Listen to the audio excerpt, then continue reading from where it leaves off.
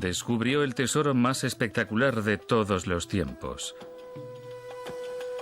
Durante más de 30 años, Howard Carter persiguió el triunfo en el abrasador desierto egipcio. En noviembre de 1922, con su dinero, su suerte y su tiempo a punto de acabarse, la búsqueda finalizó al desenterrar la espectacular tumba dorada del faraón Tutankamón. El descubrimiento lo convirtió en el arqueólogo más famoso del mundo. Pero la fama y el triunfo trajeron consigo angustia, confrontaciones y amargura que le atormentarían hasta su muerte. Howard Carter, triunfo y tesoro. Hace 3000 años, en Egipto florecía la mayor civilización de la Tierra.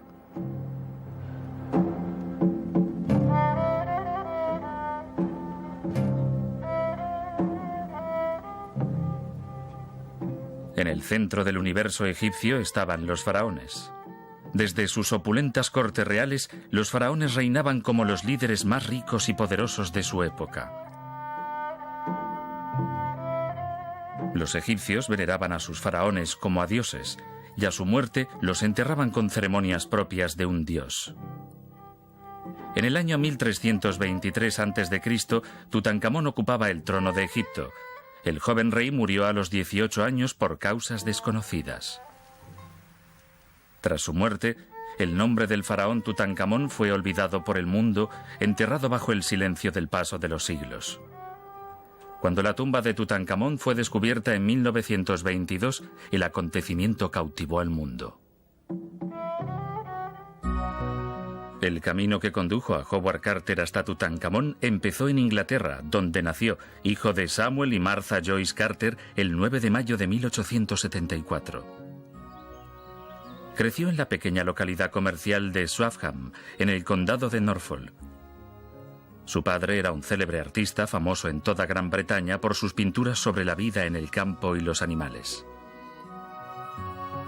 Carter era el menor de 11 hijos y creció en esta casa situada a las afueras de la ciudad. Amaba los espacios abiertos y pasaba muchas horas solitarias paseando por el campo y observando la vida salvaje local.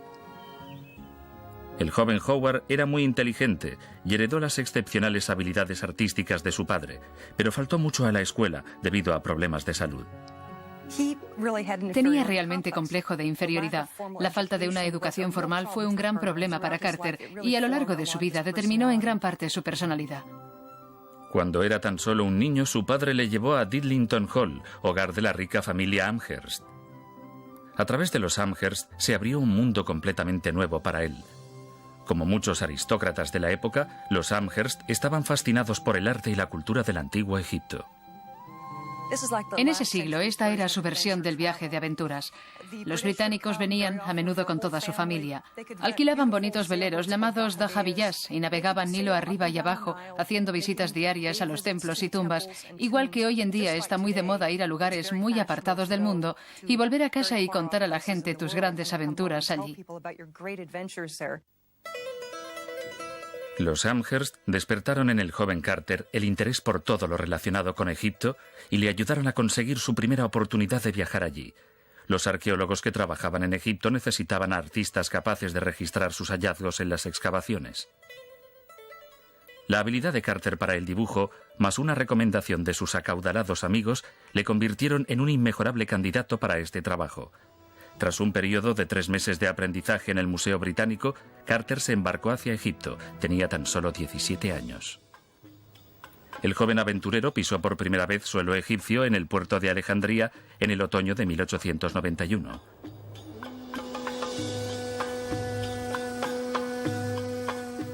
Poco se imaginaba que Egipto, la tierra de los faraones, era también la tierra de su destino. Tras viajar a El Cairo, se puso en camino hacia su primera excavación. La suerte estaba con él. Uno de los primeros hombres en tomarlo bajo su protección fue el brillante Flinders Petrie, el padre de la arqueología moderna. Aunque Petrie quedó impresionado con las habilidades artísticas de Carter, lo que realmente necesitaba era un chico para todo. Pronto involucró al joven en todo el proceso de excavación. Excéntrico, duro, variable y exigente, Petrie era un jefe difícil, pero bajo su guía, Carter recibió una valiosísima formación. Sería seguramente la mejor formación que uno podía recibir en esa época sobre arqueología egipcia. Quiero decir que uno puede ir a una escuela o a la universidad y aprender jeroglíficos y estudiar historia e historia del arte, pero eso no le prepara realmente para excavar en Egipto. Bajo la tutela de Petrie, Carter aprendió rápidamente todos los entresijos propios de una excavación. Pronto vio que poseía las cualidades necesarias para este meticuloso trabajo. Cuando su aprendizaje con Petrie terminó, se trasladó a Luxor, Nilo arriba. Allí los arqueólogos desenterraban la que una vez fue la comunidad más rica y poderosa de la Tierra, de debajo de miles de años de arena y abandono. El trabajo de Carter era ayudar a restaurar y registrar los relieves de una de las mayores construcciones de Egipto, el templo de la reina Hatshepsut. Consiguió hacerse un nombre por sí mismo a base de talento y trabajo duro. Siempre parecía conocer a las personas adecuadas y estar en el lugar adecuado en el momento justo. Carter también aprendió a hablar árabe y desarrolló buenas relaciones con el pueblo egipcio. En 1899 llamó la atención de Gaston Maspero, jefe del Servicio de Antigüedades Egipcias, la organización que supervisaba todas las actividades relativas a los grandes monumentos de Egipto. Maspero estaba buscando a un hombre con el talento de Carter, alguien con amplios conocimientos de la arqueología egipcia y un conocimiento práctico del país. Él reconoció el potencial de Carter y sorprendió a la comunidad arqueológica internacional cuando nombró al joven inspector jefe de antigüedades del Alto Egipto. A los 25 años, Carter se encontró de repente en un trabajo codiciado por arqueólogos de todo el mundo. El salto de dibujante a supervisor le había llevado solo 8 años. Su campo de trabajo se extendió hacia la cabecera del Nilo, un exótico e importante centro arqueológico rebosante de historia. Entre los monumentos más célebres de la zona estaban las grandes estatuas de Abu Simbel en Nubia. Las casi perfectamente conservadas fachadas de Filas y las vastas ruinas de Tebas con el Valle de los Reyes al otro lado del río. Casi cada mes tenía que viajar Nilo arriba y abajo supervisando las ruinas de un imperio. Howard Carter tenía toda una serie de tareas. Una era, en primer y más importante lugar, proteger los monumentos del vandalismo, de la destrucción. La otra era facilitar la accesibilidad a los mismos para los turistas y los visitantes. También se ocupó de que la ley se aplicase, y fue conocido por la audaz forma en que persiguió a los ladrones de tumbas y comerciantes de antigüedades corruptos. Incluso llegó hasta el punto de hacer moldes de las huellas de los zapatos de los ladrones de tumbas en un intento de identificarlos. Estableció su residencia en la orilla oeste del Nilo, cruzando el río desde Luxor. Carter era un solitario que parecía sentirse incómodo con la gente. Probablemente era bastante agradable, divertido y simpático. Pero creo que, bajo la superficie, había un hombre muy variable, que se enfadaba fácilmente, que se sentía un poco inferior, quizá debido a su educación. Era también muy tenaz y persistente. Tenía unos pocos amigos íntimos y nunca se casó, aunque se rumoreaba que tenía una amante francesa. Tiendo a creer que Howard Carter era un solterón empedernido, con costumbres profundamente arraigadas, y debido a sus peculiaridades y excentricidades, era probablemente mucho más feliz estando solo. Después de casi 5 años en su puesto en el Alto Egipto, le ofrecieron el aún más prestigioso puesto de inspector jefe del Bajo Egipto. Su nuevo territorio incluía el Cairo y la meseta de Giza, donde se encuentran las grandes pirámides y la Esfinge. Pero así como en el Alto Egipto todo le había ido bien, en el Bajo Egipto su suerte cambió. Todo empezó con un pequeño incidente en las ruinas de Saqqara que acabó en un gran fiasco. Un grupo de turistas franceses que habían estado bebiendo mucho se pusieron a discutir con el personal egipcio de Carter sobre las entradas y el acceso a un lugar turístico. Me imagino que se pasaron de la raya con los capataces de Howard Carter y con los guardas de las tumbas. Se inició una pelea y él les pidió que se marchasen. Los franceses exigieron una disculpa tras el incidente, pero Carter se mantuvo al lado de sus hombres. Alguien más diplomático podría haber aflojado la tensión, pero Carter adoptó su habitual actitud rígida. Esto es realmente lo que nos muestra la personalidad de Carter, que una y otra vez, en lugar de llegar a un compromiso, hacía lo que consideraba que era justo, lo que era correcto, pero para él esto suponía un montón de dificultades. Pronto dimitió. Durante los siguientes 3 años se desvaneció en la oscuridad, viviendo al día, haciendo de guía de turistas ricos, pintando retratos a comisión y comerciando con antigüedades. Desilusionado y desmoralizado, su gran aventura egipcia se desintegró.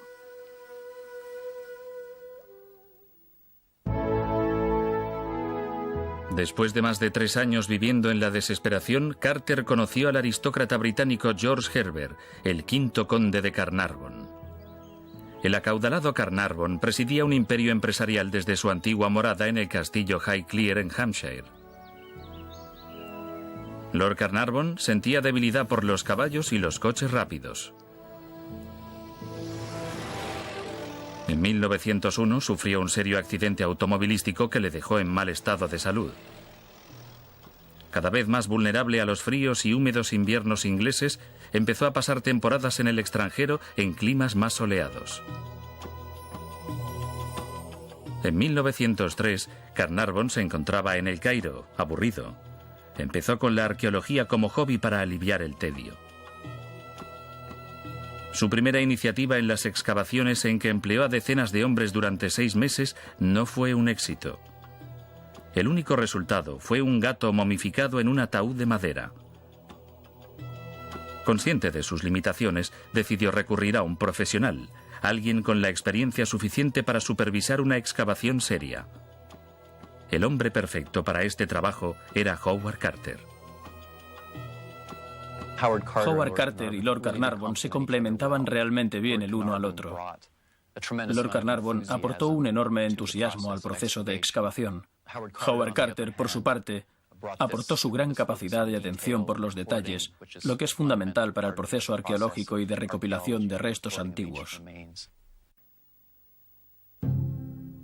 Durante las siguientes temporadas hicieron algunos importantes hallazgos, pero su sueño común era poder excavar en el Valle de los Reyes, la legendaria zona de sepultura de los faraones. No se había hallado tumba alguna de faraón egipcio intacta. Todas ellas habían sido saqueadas por ladrones. Los antiguos egipcios creían que podían llevarse consigo al otro mundo sus posesiones terrenales. Así que llenaban sus tumbas con sus pertenencias más preciadas. El permiso para excavar en el valle lo tenía el millonario americano Theodore Davis, que se había atrincherado allí con sus derechos exclusivos. Carter y Carnarvon tendrían que excavar en otra parte hasta que Davis finalizase su trabajo. Su frustración por tener que esperar a Davis se agravó con el estallido de la Primera Guerra Mundial. Ambos hombres fueron absorbidos por la intervención británica en la guerra. Carnarvon regresó a Inglaterra y Carter entró a formar parte del Departamento de Inteligencia de la Oficina Militar en El Cairo. El papel de Carter en la guerra sigue siendo un misterio. No estaba alistado en el ejército y no era exactamente un espía, pero con su conocimiento de la cultura egipcia y de la lengua árabe, fue con toda probabilidad alguien muy valioso para Gran Bretaña. Una vez cumplidos sus deberes, Carter y Carnarvon continuaron con la persecución de su sueño de excavar en el Valle de los Reyes. Theodore Davis había abandonado por fin su trabajo allí, declarando que había agotado todas las posibilidades de descubrir la tumba de un faraón. Pero Carter estaba seguro de que había un faraón con el que no se había contado. Tutankamón era considerado una posibilidad, porque su tumba no se había encontrado, y su cuerpo tampoco se había hallado en ninguno de los escondrijos y momias descubiertos hasta el momento. Así que existían grandes posibilidades de que su tumba estuviese en el valle y que contuviese su momia dentro. En este pequeño foso, Davis había desenterrado varios objetos con el nombre de Tutankamón. Creía que el foso era la tumba saqueada del joven rey. Carter no estaba de acuerdo. El lugar era demasiado insignificante para ser una tumba real. El hecho de que se hubiesen hallado objetos con el nombre de Tutankamón llevó a Carter a iniciar la búsqueda del faraón perdido y de su tumba real. Tutankamón se convirtió en el faraón de Egipto hace 3.300 años, cuando tenía unos 9 años de edad. Se sabe poco sobre su reinado, excepto que no fue largo ni fácil. Muchos investigadores creen que estaba emparentado con el faraón Ajenatón, el gobernante más controvertido de la historia de Egipto. Ajenatón se había propuesto cambiar la religión del país, pasando de la adoración de muchos dioses al culto a uno solo. Aboliendo la antigua religión que se había venido practicando durante miles de años, condujo al país entero al caos. A partir de la muerte de Ajenatón, el joven rey Tutankamón inició la difícil tarea de restaurar las antiguas costumbres. Hay muchas preguntas sin respuesta sobre el reinado de Tutankamón. Egipto volvió a su antigua religión, pero Tutankamón solo vivió hasta los 18 años. A los arqueólogos solo les queda especular sobre la causa de su prematura muerte. Simplemente no tenemos suficientes pruebas para determinar la causa de la muerte de Tutankamón. Algunos creen que se trató de algún tipo de accidente. Hay quienes piensan que fue el descarrilamiento de un carro. Otros dicen que fue asesinado por su sucesor, Ay. Pero simplemente no tenemos elementos suficientes para sostener ninguna de estas hipótesis. Lo que se sabe es que su cuerpo fue momificado y enterrado con toda la pompa y esplendor correspondientes a su posición. Los siglos transcurrieron y su nombre casi se perdió en la historia. En 1917, Howard Carter y Lord Carnarvon iniciaron por fin una excavación seria en el Valle de los Reyes, empleando a más de 100 trabajadores al mismo tiempo. Su objetivo más importante, encontrar una tumba real, quizás incluso la de Tutankamón. Su sistema de excavación era esencialmente limpiar todas las áreas probables del valle hasta las rocas, de forma que si hubiese una entrada, aparecería. Transcurrirían 5 infructuosos años de duro trabajo y muchos gastos. En 1922, el intrépido Lord Carnarvon estaba a punto de abandonar. La búsqueda estaba resultando demasiado difícil, los costes demasiado elevados, la frustración insoportable. En el verano de 1922, durante un descanso en las excavaciones, Carter regresó a Inglaterra y visitó a Carnarvon en el castillo de Highclere. Aunque desmoralizado, estaba dispuesto a jugárselo todo para haber completado su trabajo en el valle. En esta habitación, Carter quemó sus últimos cartuchos para salvar la excavación, ofreciendo financiar de su propio bolsillo la limpieza de una última zona de suelo que aún no habían trabajado. El área estaba situada en el lugar donde se habían construido algunas cabañas para los trabajadores que habían excavado las antiguas tumbas. Si se hacía un descubrimiento, pertenecería a Carnarvon, ya que era el propietario de la licencia de excavación. La oferta de Carter sorprendió a Carnarvon. Tras un momento de reflexión, decidió seguir con la excavación e insistió en pagar todos los gastos como siempre. Creo que Lord Carnarvon cedió probablemente porque vio el entusiasmo de su socio, Howard Carter. El hecho de que un hombre que no era ni mucho menos rico estuviese dispuesto a invertir su propio dinero conmovió a Carnarvon y así accedió a esta nueva temporada de excavaciones. Carter reanudó su búsqueda en noviembre de 1922. Era posiblemente su última oportunidad, pues se estaban agotando sus opciones, su dinero y su tiempo.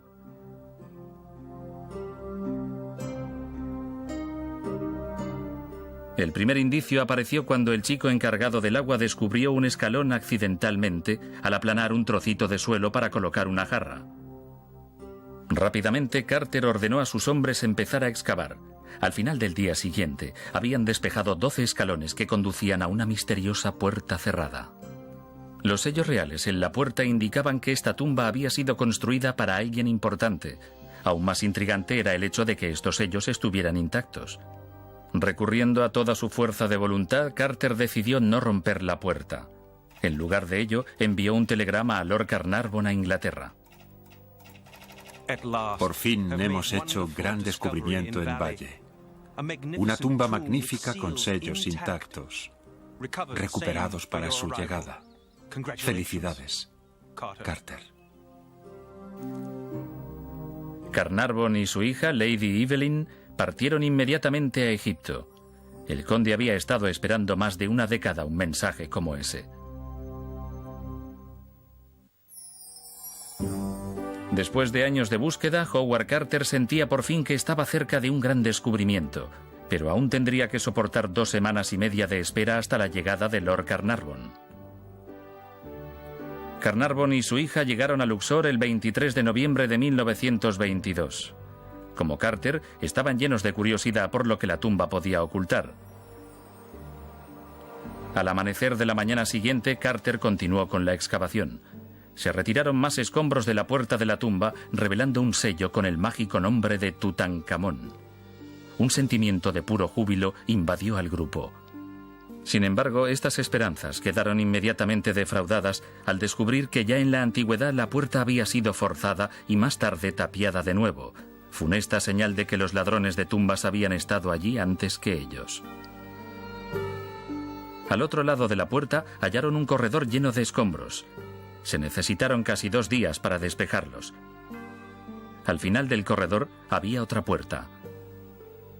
El momento había llegado. Utilizando una barra de hierro, Carter consiguió abrir un pequeño resquicio. Había pasado más de 30 años en Egipto en busca de lo desconocido. Ahora todo se reducía a este momento. Lady Evelyn le pasó una vela y a través de la negra oscuridad, Carter miró 3000 años atrás. Al principio no podía ver nada.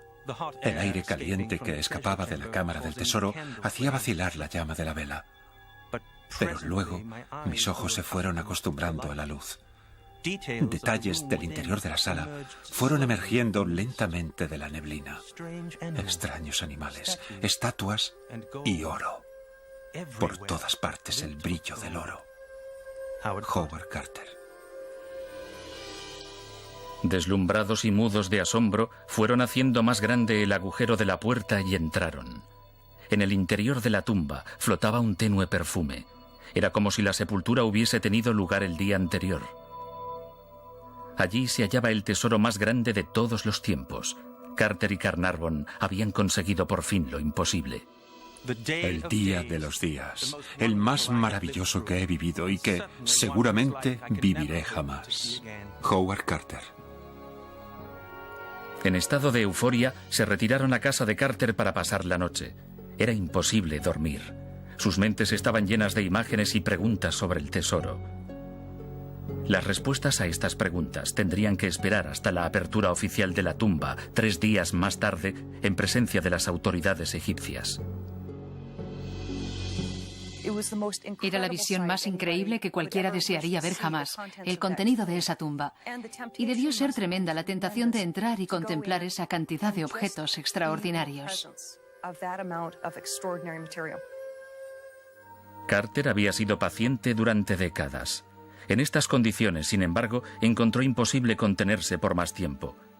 Durante esa misma noche, o en algún momento durante los días siguientes, Carter, Lord Carnarvon, Lady Evelyn y Arthur Callender, uno de los principales colegas de Carter, regresaron secretamente a la tumba para verla otra vez.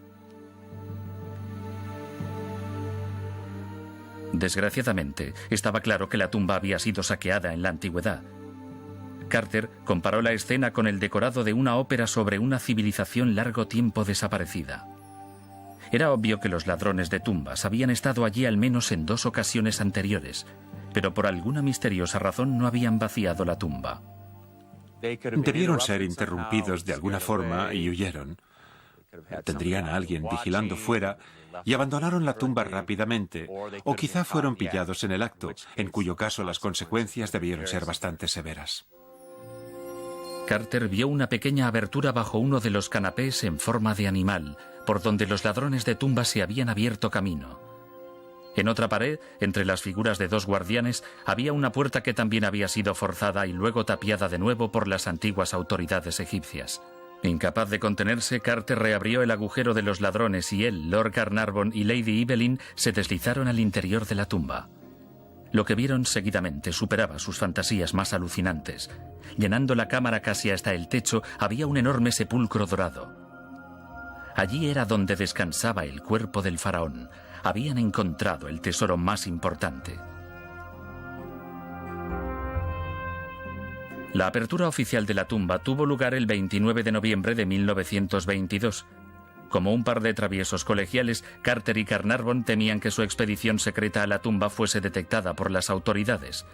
Como muestra esta fotografía, habían cubierto el agujero de la entrada con una cesta y paja. Sus preocupaciones fueron inútiles. Con toda la excitación, nadie notó nada fuera de lugar y la ceremonia de la apertura fue un éxito espectacular. La noticia del descubrimiento de la tumba de Tutankamón dio la vuelta al mundo. Nunca había ocurrido algo así. La Tutmanía estaba a punto de estallar. Tienes un lugar como Egipto, que ya está rodeado de cierto misterio y que es un lugar exótico. Y luego tienes una tumba llena de objetos de oro. Y tienes todo el romance sobre el niño rey. Y todas estas cosas combinadas crean una historia increíble. Al descubrimiento se le dio una enorme publicidad mundial. Con todo esto, Howard Carter y Lord Carnarvon se convirtieron de la noche a la mañana en dos de los hombres más famosos del mundo.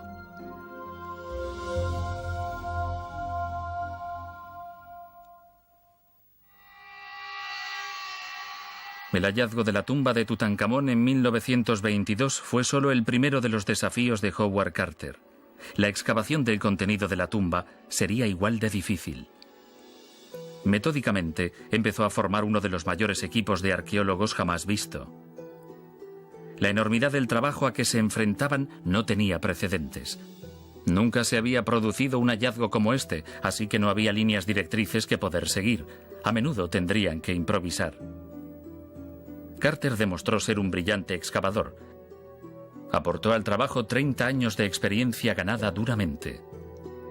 Howard Carter fue uno de los grandes arqueólogos de este siglo y sería un error tremendo llamarle buscador de tesoros. Estaba muy dedicado a la arqueología egipcia. De hecho, creó nuevos sistemas de documentación, lo que es completamente opuesto a lo que se espera de un descuidado buscador de tesoros. Trabajando a menudo a temperaturas de más de 38 grados, los hombres iniciaron la laboriosa y tediosa tarea de registrar y extraer todo el contenido de la cámara mortuoria. Casi cada día desenterraban nuevas maravillas. Extraños y bellos objetos de arte y valiosísima información científica e histórica. La verdadera cultura del antiguo Egipto manaba de la tumba. Como si el trabajo de excavar la tumba no fuese suficiente, Carter también tenía que soportar la presión de todas las fuerzas externas que rodeaban al proyecto. Esto incluía a la prensa, al gobierno egipcio y a miles de turistas. Era una tarea muy dura. Aunque era un brillante arqueólogo, Carter no era un experto en relaciones públicas. Sufría frecuentes tropezones. Lord Carnarvon causó un problema cuando concedió a un periódico derechos exclusivos para cubrir todo lo relativo a la tumba. Concedió derechos exclusivos al Times, al London Times, para cubrir todos los acontecimientos relacionados con la tumba. Esto acabó por convertirse en un problema. Creó una enorme rivalidad con los otros periódicos occidentales. Toda la información sobre cada nuevo descubrimiento tenía que ser canalizada a través del Times a otros periódicos del mundo. Estos se resintieron de esta subordinación al periódico londinense y empezaron a protestar ante Carter. El gobierno egipcio también empezó a presionar a Carter y Carnarvon. Anteriormente se permitía a los excavadores de Egipto llevarse fuera del país parte de los objetos que hallaban. Pero el descubrimiento de la tumba de Tutankamón cambiaría eso. Carter se encontró en medio de una reñida batalla con las autoridades egipcias sobre el control del proyecto y del contenido de la tumba.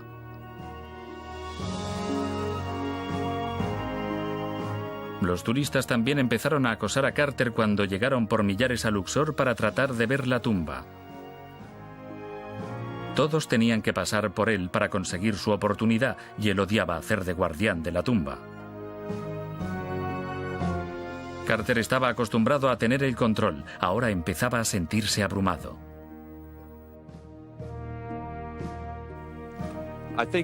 Creo que las prioridades de Howard Carter eran correctas en cuanto a que la tumba tuviese preferencia sobre las numerosas peticiones de actuar como relaciones públicas que a menudo le llegaban.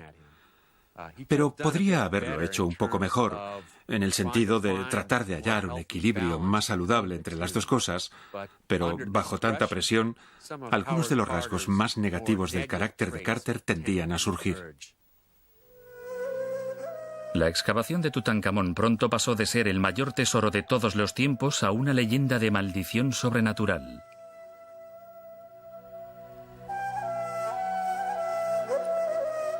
Según esta leyenda, a finales de febrero de 1923, Lord Carnarvon fue picado por un mosquito. Luego, en su hotel de Luxor, se cortó la picadura al afeitarse. Empezó a tener fiebre, pero pareció recuperarse. El 14 de marzo viajó a El Cairo. Después de cenar fuera, fue al cine y luego volvió a su hotel con una fiebre extremadamente alta. Su estado de salud se agravó. Desarrolló una infección en la sangre y neumonía y durante las primeras horas del día 5 de abril de 1923 murió. Lord Carnarvon tenía 57 años. Dicen que misteriosamente, en el momento de su muerte, todas las luces de El Cairo se apagaron y 3.200 kilómetros más allá, en el castillo de Highclere, su perro, según se dice, aulló y cayó muerto. Había nacido la maldición del faraón Tutankamón. Es verdad que hay maldiciones en el antiguo Egipto, y esto ocurre en una serie de tumbas. Normalmente están situadas en las puertas de entrada.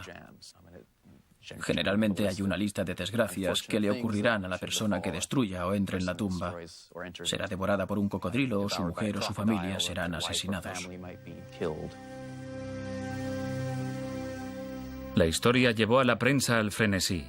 Cualquier pequeño indicio que podían encontrar para avivar la leyenda era publicado. El canario de Carter fue supuestamente mordido por una cobra el día en que la tumba fue descubierta, y a lo largo de los siguientes años, al menos 8 muertes sospechosas acontecieron a personas que habían visitado la tumba de Tutankamón. Pero, mientras que otras tumbas contenían advertencias de maldiciones, no se halló ninguna en la tumba de Tutankamón.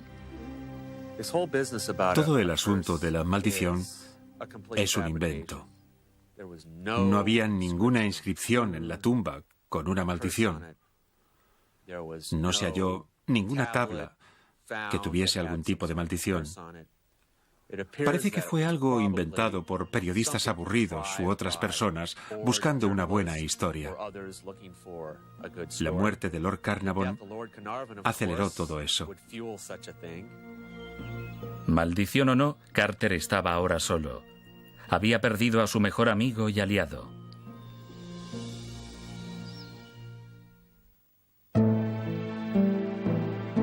Aturdido por la cobertura de la prensa sobre la maldición y con Carnarvon muerto, Howard Carter tenía que seguir con la siguiente fase de la excavación. El desafío de abrir el gran sepulcro dorado que contenía el cuerpo del faraón. Carter descorrió los cerrojos de la primera puerta del sepulcro para descubrir otra puerta más. Esta cerrada con un sello sin romper que llevaba el nombre de Tutankamón. El faraón yacía no en uno, sino en 4 enormes sepulcros, el uno dentro del otro, cada uno más pequeño que el anterior. Tras abrir cada una de las cajas doradas, llegaron al sarcófago, esculpido a partir de un bloque sólido de la más dura cuarcita. El 24 de febrero de 1924, la atención mundial se concentró en Luxor, cuando Carter abrió la tapa de granito del sarcófago.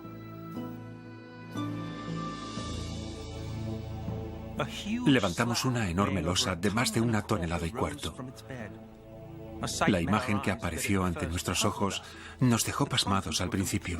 El contenido estaba totalmente cubierto por mortajas de lino oscuro. Enrollamos estas mortajas y gritos sofocados de asombro escaparon de nuestros labios. Enfrente teníamos una efigie de oro del joven rey niño, Howard Carter. Ni en sus fantasías más alucinantes hubieran imaginado algo así. La tumba revelaba una opulencia casi más allá de la comprensión humana. Cada nuevo descubrimiento avivaba el debate sobre a quién pertenecía el tesoro. Las autoridades egipcias estaban presionando ahora más y más para influir en cada detalle de la excavación. En el momento en que Carter levantó la tapa del sarcófago, la presión había llegado casi al límite.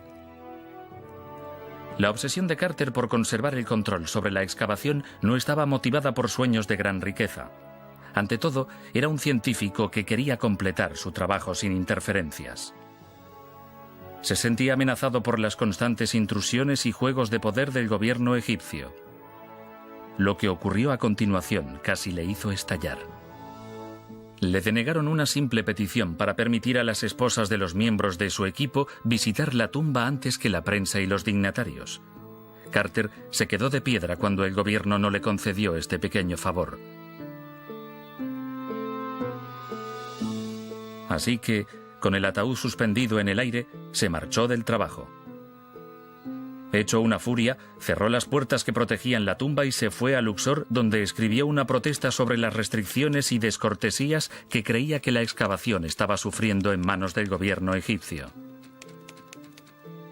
Fue la primera huelga de la arqueología y una metedura de pata catastrófica. Era una forma muy mala, y esto chocó incluso a los que más le apoyaban y a sus queridos colegas. No cooperaba de ninguna manera y realmente solo calentó la situación. Cerrando la tumba y desafiando al gobierno, había caído justo en sus manos. Ahora tenían motivos legales para cancelar su licencia para excavar. La excavación fue inmediatamente interrumpida. Totalmente frustrado, Carter decidió iniciar una gira de conferencias por Europa y América del Norte. No estaba preparado para el frenesí mundial que su descubrimiento había causado. Parecía que todo el mundo quería conocer al famoso arqueólogo, al hombre que había dado origen a la tunmanía. En Gran Bretaña conoció al rey Jorge V y sus conferencias rebosaban de público allá donde iba. Luego se dirigió a América, donde tuvo aún una mayor acogida. Creo que su recibimiento en América fue aún mayor que en Inglaterra. Viajó por todos los Estados Unidos dando conferencias sobre el descubrimiento de la tumba. Henry Ford personalmente le buscó para hablar sobre la excavación y fue invitado a la Casa Blanca, donde tuvo una audiencia privada con el presidente Coolidge. En Yale, recibió el título de doctor honoris causa en ciencias. Sin embargo, mientras recibía honores en América, otra crisis se preparaba para él en Egipto. Durante una inspección del lugar de la excavación, funcionarios del gobierno egipcio encontraron una estatua de Tutankamón dentro de una pequeña caja de madera en una zona donde los objetos de la tumba eran almacenados. La estatua no había sido numerada y registrada como el resto de los objetos. Esto le pareció muy sospechoso al gobierno egipcio, y hubo acusaciones de que Carter estaba intentando ocultar este objeto a las autoridades egipcias para quizás sacarlo del país ilegalmente. Por telégrafo, desde América, Carter explicó que este objeto era extremadamente frágil y que había sido puesto aparte para restaurarlo antes de numerarlo oficialmente. Esta explicación no era irracional. Cientos de objetos tenían que ser registrados. Un error humano era posible. Además, si Carter hubiese tenido la intención de quedarse la estatua para él, habría tenido 2 años para hacerlo. ¿Por qué la habría dejado en el almacén tanto tiempo si tenía otros planes para ella? El gobierno egipcio aceptó su explicación y en enero de 1925 Carter regresó a Luxor. Pero el país había cambiado. El gobierno nacionalista, que había sido como una espina clavada en relación al control de la excavación, había perdido el poder. Los nuevos líderes del país estaban deseando que Carter volviese al trabajo, pero definitivamente se sobreentendía que el tesoro permanecería en Egipto para siempre. Carter estuvo de acuerdo.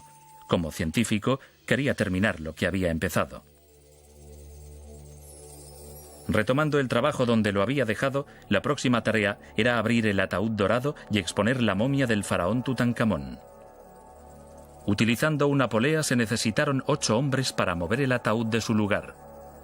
Todos se preguntaban por qué era tan pesado. Al abrir la tapa, se encontraron con que no había solo un ataúd, sino 3, uno dentro del otro, cada uno más magnífico que el anterior. Y cuando llegaron al último ataúd, hallaron la razón del excesivo peso. Descubrimos algo asombroso. El tercer ataúd estaba hecho de oro sólido, una enorme máscara de oro puro. Howard Carter. A las 9:45 de la mañana del día 11 de noviembre de 1925, Carter y su equipo iniciaron la solemne tarea de realizar una autopsia del faraón. La autopsia reveló que Tutankamón medía 1,85 m de estatura y era de complexión delgada. Tenía alrededor de 18 años cuando murió. Tras la autopsia, Carter trabajó en el proyecto de Tutankamón otros 7 años. Vació 2 cámaras más llenas de tesoros y catalogó cada objeto que descubrió.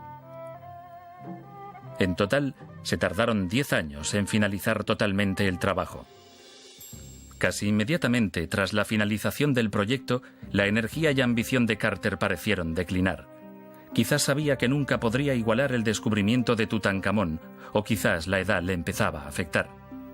En el año 1932, Carter tenía 58 años y había pasado más de 40 excavando en Egipto. A finales de los años 30 se trasladó a Londres y sacó partido a su fama, convirtiéndose en un celebrado invitado en fiestas de sociedad y fincas campestres. Se trasladó a un piso cerca del Royal Albert Hall y llevó la vida de un caballero comerciante en antigüedades. Un acuerdo con la familia Carnarvon y los honorarios por sus conferencias le permitían llevar una vida acomodada. Pero tenía pocos amigos y sus días de descubrimientos quedaban atrás. Le sorprendió la falta de reconocimiento oficial de sus logros por parte del gobierno británico. Otros científicos y exploradores habían sido nombrados caballeros por éxitos parecidos, pero para Carter no hubieron galardones ni honores reales. En muchos sentidos, estaban seguramente decepcionados por los muchos problemas políticos que habían seguido al descubrimiento de la tumba y por la forma en que Howard Carter los manejó. Creo que probablemente el gobierno británico de entonces en Egipto le veía más como una carga política que como un valor. Los problemas de salud empezaron a acosarle, y tras años de constante declive físico, murió el 2 de marzo de 1939 de la enfermedad de Hodgkin. Solo su sobrina, Phyllis Walker, estuvo a su lado al final. A su funeral acudieron pocas personas. Una vida de franqueza y polémica dejaron a mucha gente impasible ante su muerte. Howard Carter resucitó a una deidad. Un faraón muerto durante 3000 años volvió gracias a su talento y determinación. Si no fuese por Howard Carter, Tutankamón permanecería seguramente enterrado aún bajo la arena.